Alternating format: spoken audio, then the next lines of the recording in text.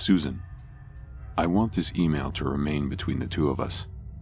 I know you like to gossip, and I saw that our anti-work post you made about Charlie, but please, Susan, don't tell anyone about this email. I don't know who else to go to. You're the only person whose private contact I have, and if I went to HR, I'd get fired. Or worse. Susan, I saw something tonight. I stayed at the office after everyone had left, and I saw something I was not meant to see. I saw something incomprehensible and mad, and I am in danger. You're the only one who I can turn to. You're the only one I can trust. Susan, the janitor threatened to murder me today. He threatened to murder me, and it is only under the promise that I wouldn't tell a soul that he let me go. He let me go, but I can't stay silent. We both know no work is ever done at the office. People just clock into Marana to drink and smoke and look busy. I've heard someone say that it's just because we're a regional office that's used for tax breaks. We're not. I checked. We're the corporate headquarters of an airline that has daily flights in every major city in the world. Susan, have you ever seen someone call a customer? Have you? In the past 6 months, seen anyone do any work at Marana? No, you haven't. That's because we're not doing any of the work. We're just cover. We're just cover for what happens in the offices during the night. We're just tiny pawns in something bizarre and dangerous, and today I saw things as they are. If anyone else at Marana finds out that I saw what I saw, I'm as good as dead. So please, Susan, I beg you, don't post any of this to Reddit. So, some guy from sales has a birthday party. We celebrate at the top floor, then celebrate a bit more at the bar across the street. By the time we get back to the office, I'm real hammered. Heard that serious-looking audit lady is back, so I hide under my desk to keep out of sight. I figure I'll sleep it off and then wake up around 5, go get something to eat, and then go home. I didn't. I woke up in pitch darkness curled up beneath my desk. I was still pretty hammered, but the moment I came to, I knew where I was.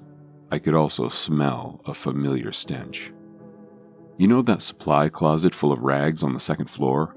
The one that everyone complains about because it smells like ancient sweat? That smell. I could smell that stench inside of my cubicle. Susan, this is going to sound so absurd and insane. I promise this isn't some sort of sick prank. I swear on my life that I am not making this stuff up. There was a pile of rags sitting in my chair. It's only thanks to the few rays of light from the street lamps outside that I could see the thing, but I was certain. Sitting behind my desk, shaped like a man, sat a pile of those sweat-stained rags from the supply closet. They were typing. It was typing.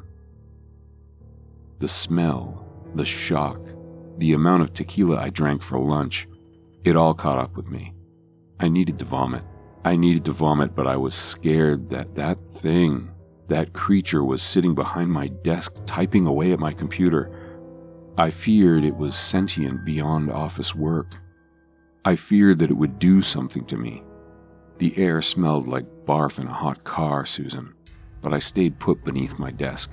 I stayed put and prayed for the world to return to normal, or for me to wake up in my bed and the whole smelly rag affair just being a byproduct of my drunkenness. My prayers weren't answered. For what felt like an hour, I stayed curled up beneath my desk, holding down nausea and trying to control my breath. I feared that I would be stuck in my delirious predicament for the whole night, but then I heard the shrill notes of a flute. Walking between the cubicles with no rhythm and no set melody, someone was playing the flute. The moment the first notes of that cryptic song could be heard, the mess of rags that was typing at my desk stood up. With wet, squelching footsteps, the being walked off into the hall. Seizing my chance of escape, I crawled out from beneath my desk and took a peek out of my cubicle. The mess, or rags, was not alone. It was joined by other clumps of filth and sweat that shuffled their way to the center of the office. walking among the cubicles, leading the procession of rag creatures, was... Suzan, I know this all sounds like a joke. I know what I'm describing is wholly insane, but I swear I'm not making this up. I swear this is true. The janitor was leading the procession of rag creatures. The same janitor that hangs around the parking lot in the mornings. The same one that gets real aggressive if you complain about the mess in the supply closet. That guy who's a head taller than anyone else at the office and looks like he just left a war zone. That same janitor was leading the march of the rag creatures with a flute. He played the flute off key and out of rhythm, but the creatures following the grizzled man were dancing, or at least bobbing, to the shrill sounds of his instrument. He was walking up and down the office in slow, measured steps, and seemed to be completely focused on his music. As drunk and nauseous and terrified as I was, I saw my chance at escape. When the flute-playing janitor had his back turned to me, I rushed towards the staircase and out of the building. I almost made it. I almost made it to the staircase and out of that cursed office, yet rising to my feet was far too much for my drained body. Just before I reached the door to the stairs, I lost my balance and fell. I managed to hide behind one of the cubicles, but my landing had stopped the janitor's playing. Immediately, a flashlight was aimed in my direction. At first, the janitor called out into the darkness, with some semblance of sanity. He asked me to come out of my hiding spot. He told me that no one was allowed in the offices after sundown. At first, his tone was reasonably civilized, but when I didn't show, when I didn't listen to his orders, the janitor lost his mind. His steady voice gave way to a flurry of violent vulgarity. The janitor screamed about how he would crush my skull if I didn't show, how he would cut up my body until I couldn't be recognized. I was nauseous and drunk and drained, but hearing the sheer madness of the voice approaching me, I knew I had to run. I leaped out of my hiding place and sprinted down the stairwell. I managed to make my way down the first staircase without stumbling, but by the time I had reached the second set of stairs, my legs gave out.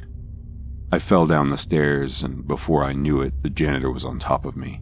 He lifted me up by my shirt and slammed me against the wall. For a moment, I was relieved he had none of those terrible rag creatures in tow. My relief was misplaced.